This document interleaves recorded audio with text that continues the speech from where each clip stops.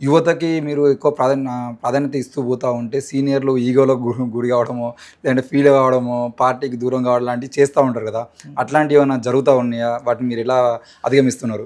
వాస్తవానికి మీరు చెప్పినటువంటి అంశాలంతా కూడా గతంలో ఏ రాజకీయ పార్టీలు ఉంటాయి గానీ, బహుజన్ సమాజ్ పార్టీలో అది కనపడదు. హ్మ్. ఎందుకు కనపడదు అంటే, మాయావతికి బహుజన్ సమాజ్ పార్టీ భారతదేశంలో ఒక క్రమశిక్షణ కలిగిన పార్టీ బహుజన్ సమాజ్ పార్టీ. మీరు ఎప్పుడైనా బీఎస్పీకి సంబంధించిన సమావేశాలు చూస్తే కాంగ్రెస్ పార్టీలో లేదా భారతీయ జనతా పార్టీలో లేదా వేరే వేరే పార్టీల్లో గొడవలు అవి చూస్తూ ఉంటారు. కానీ బీఎస్పీలో ఎందుకంటే అలాంటి గొడవలు ఎందుకు కనపడవంటే, బెహన్ మాయావతి గారు, ఆమె అంతకుముందు కాంశీరామ్ గారు కూడా ఇవంతా కూడా ఈ పార్టీ నిర్మాణం చేసేటప్పుడే ఈ పార్టీ యొక్క విధి విధానాలు కానీ, ఈ ప్రిన్సిపల్స్, ఆ త్యాగం, ఇవన్నింటినీ కూడా తీసుకుని వచ్చి ఈ పార్టీలో చేరుతారు.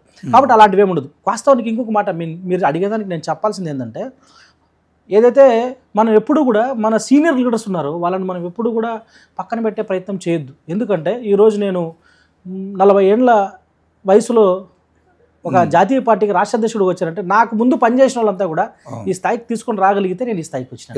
కాబట్టి పునాదులు వేశారు కాబట్టి ఈ స్థాయికి వచ్చినాం. కాబట్టి సీనియర్స్ని ఎక్కడ కూడా మనం డిసప్పాయింట్ చేయొద్దు. సీనియర్స్ యొక్క వాళ్ళ అనుభవాన్ని తీసుకుని యువకులతో పని చేయించుకొని పార్టీని మరింత ముందు తీసుకుని పోయే ప్రయత్నమే చేయాలనేది మా ఉద్దేశం.